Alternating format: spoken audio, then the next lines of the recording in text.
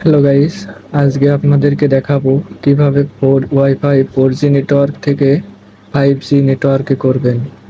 এটা মূলত wifi speed fast করার জন্য করা হয়।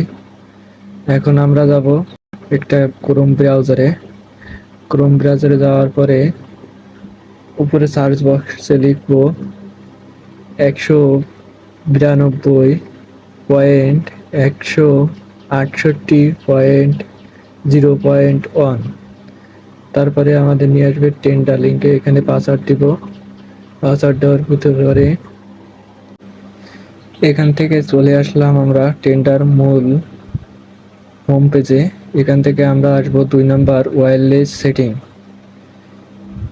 স্ক্রল ডাউন করে আমরা নিচে চলে আসব।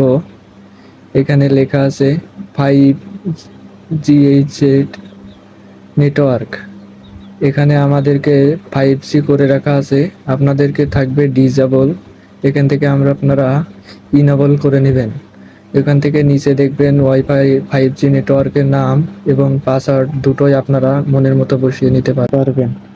আশা করি ভিডিওটা আপনাদের ভালো লেগেছে। আর ভিডিওটা যদি ভালো লেগে থাকে আমাদের চ্যানেলটিকে সাবস্ক্রাইব করুন এবং কমেন্ট করে জানান ভিডিওটা কেমন হয়েছে।